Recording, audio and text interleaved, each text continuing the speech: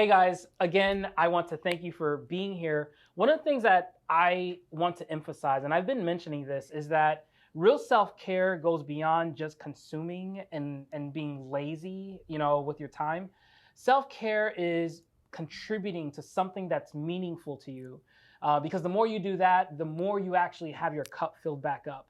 And so I want to take a chance. I get to work with a lot of incredibly amazing ministries and people. And I want to introduce to you a couple of my good friends that I spend time with, and I want to introduce kind of what they're doing. So we're here with Juan Gallo, who's the executive director of an organization called Heart to Heart. And we also have Riana Samaru, who is the community relations director with Heart to Heart as well. So guys, I'm excited to share this because I really do believe that I know people that have a heart for this work. So Juan, introduce it to us. What is Heart to Heart? What is the work that you guys do? Yes, thank you. Heart to Heart Outreach is a 501c3 ministry that was started 10 years ago by our founder, Sean, who in college saw a need. He interned at a nursing home, and he noticed that when he left back to school for college, some of the seniors were, like crying. They were going to miss him, and that kind of impacted him. And so, 10 years later or sometime later, you now have Heart to Heart Senior Outreach. So what we do is we provide hope, we share love, and restore purpose to the aging population. And we do it by connecting volunteers to CARE. And CARE is to connect, advocate, respond, and engage with the aging population. So we're in an interesting season of our time in senior ministry for a couple of different reasons.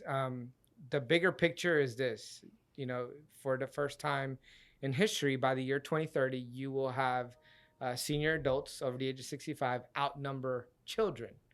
What year is that? By the year 2030. Wow. So we're in 2021, and some would call this the silver tsunami. Right. So it's that generation of baby boomers and all the retirees coming in. Right. The other thing is we live in South Florida. We live in Broward County, 2.2 million people in Broward County, and 430,000 of them are over the age of 65. Wow. So that's 22.5%. So between Miami, Broward, and Palm Beach County, you got over 1.2 million people over the age of 65. And I'm sure that if you live anywhere in the Tri-County area, you've noticed it, right? And so, so our hope and our purpose is that we draw attention to that. We feel that in a faith-based world where we work a lot with churches, we have built somewhat of a culture of that, we're only preaching to the people in front of us, which is not a bad thing, but sometimes pastors will age out of the pulpit. People will age out of the pew, and then that's it. And then we just kind of wish them the best, but then they're isolated somewhere, and we don't. So our hope is to follow up with those isolated seniors. Right. And so, again, the two things that are repeating in my mind is the fact that the senior population is around the corner for all of us. We live here in South Florida. Heart to Heart functions here in South Florida, and you can always find an assisted living facility or a nursing home. So this is our backyard, literally. Right.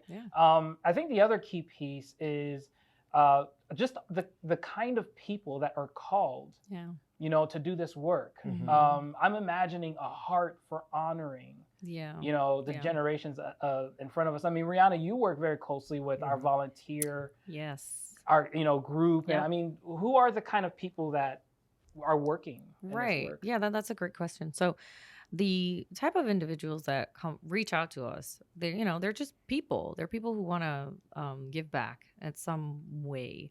Maybe they might be working, they might be retired, they actually might be teenagers, to be honest, because there are those. It's a specific type of individual, and their heart is for other people, and it's just they're wanting or need to connect with another person. And that's the heart of Heart to Heart. It's really just connecting hearts to hearts. And that's our goal. And those who reach out to us, they come from the churches because we're closely involved with a lot of churches and communities. So that's great. So wherever we get plugs from there, they'll reach out to us and get connected. And then also from the community, which is great. So it's a specific type of individual, Right. that really just has the heart for senior ministry. Maybe it is that they like history, and they want to hear stories and want to be involved in that. So I think, again, like I was saying, it just comes down to connection. Right. And that person wanting to connect a person to a person, and right. them wanting, really just desiring that. Yeah. And I will say that the the pandemic kind of opened opportunities enhanced to a broader demographic. Mm-hmm. Walking into a nursing home isn't always, it's not the ministry that, it's not for everybody. Right. We're not giving away bicycles or backpacks, which those things are amazing in the sense that, like, people aren't like joyful, happy, although seniors are lively people. they're lively people, but we're not considered like the go-to ministry, right? I would even say that we're like the best kept secret in a sense.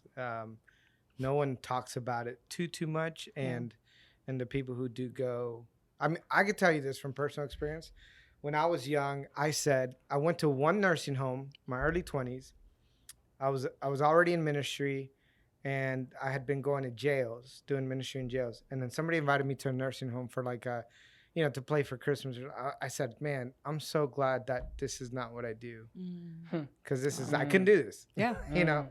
And then years later, here I am. I got a job in medical field, and God gave me a heart for senior ministry. So kind of connecting that with what Rihanna said, our demographic is growing. The pandemic opened opportunities for digital. So people aren't, that fear that they had to walking in, they're doing it through a tablet now. Right. So that's opened up some doors.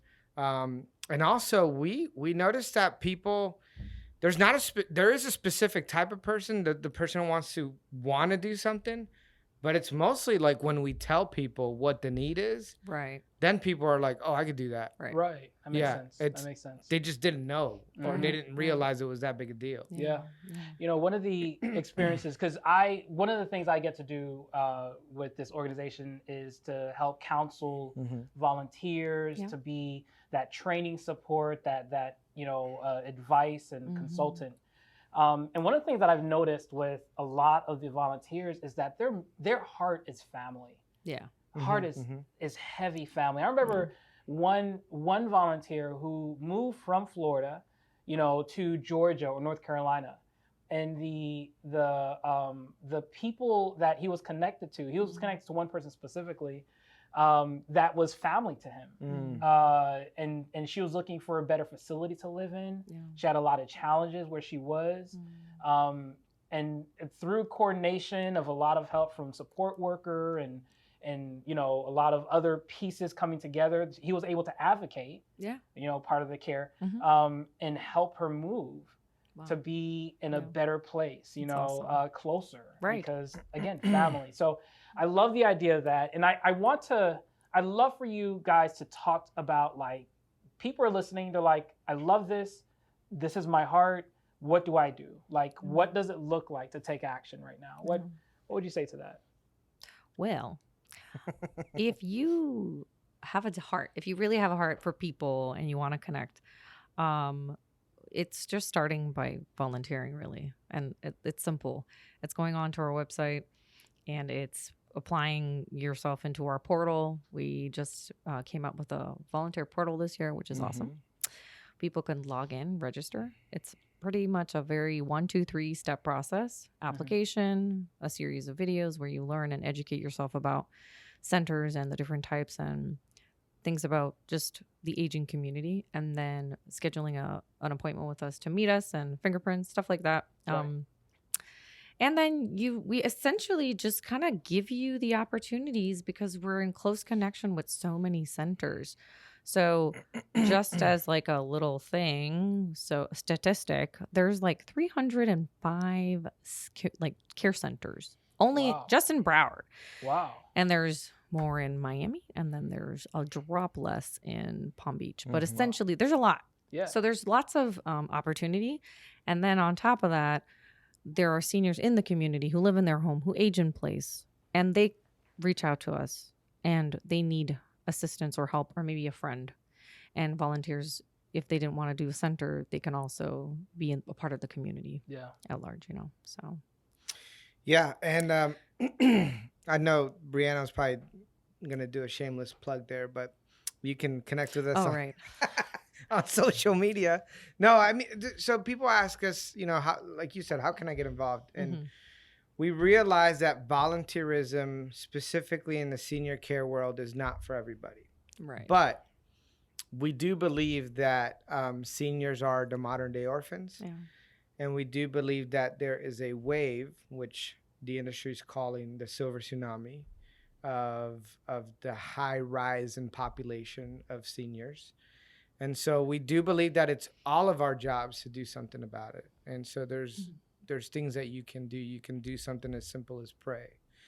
Pray for our organization. Yeah. Pray that we can be the hands and feet of Jesus. And what I mean by that is that we have a high population of different demographics. Yeah. And so when we go into a nursing home, if we go in like Bible in our hands, screaming Jesus, we're probably not going to, it's like, it's a different type of atmosphere in different ways. Yeah. But we do want to honor people. We do want to,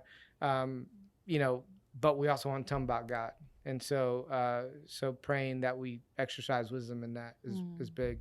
Yeah. The other thing is, sharing on social media. Yes, social media. And honestly, like what Rihanna's saying, we could not have made it easier for anybody to volunteer in 2021.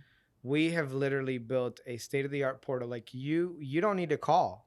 You don't need to talk to me or Rihanna. You will eventually. I mean, at some point you will. You will. And you should. Initially, you could just go to our website. You literally create your own sign-in. Yeah. We take you through a half an hour training. All of our videos are a minute to a minute and 30 seconds to not bore you. Right. And you take a quiz. Yeah. Right. Then you set up your fingerprint online. Nice. It's already been allotted a schedule Right. for us to be here when you come in. And then we meet you in person and make sure that we can put you in the right place to do that. Yeah. And I appreciate how simple and easy it is. And I'm realizing, and my sense is that there are people that become aware of what you guys are doing, and there's a immediate momentum on how do I do something now. Right. Guys, talk to us about, you talked about like the time, you talked about the attention, resources that you can contribute to help. Talk to us like financially, what does that look like to support this work? Yeah, so we also realized that that finances could look very different for a lot of different people. Right. So there's really, three ways that we get funded. We get funded through everyday dollars, people to people, $1 here, $1 there, 100 here, 500 there. We also get funding from donor advised types of funds, foundations. And then we also go to larger community foundations to write grants or to request a grant. And so those are kind of the three ways. We did want to come up with a very simple way that we can serve our seniors in the everyday area needs. And so what we did was we came up with the 411 initiative. And the idea is to inform the public of the need, 411. But we do it in a very simple way. So it's $4 a month, one senior, one purpose, and it's to serve them, making an impact for change one life at a time. So literally, you come in $48 a year, and what that does, if we can get 200, which we're kind of well on our way, 200 to 250 people a month giving $4 a month, now we have a little bit of a fund, right? That can be specific towards needs. So like simple example, we had a gentleman in a center who a volunteer was visiting. We made this connection. he needed a pair of shoes, like a new pair of shoes. He had holes And in you would his think. other one. And I was like, what? Wow. Okay. Yeah. And then thankfully, yeah, we have the 411. So we utilized that and just bought him a pair of shoes. And he was elated. I Wow. mean, the visits alone that the volunteer of themselves was doing, there was a night and day difference. But then that on top, just a pair of shoes that have no holes and they're comfortable, was amazing.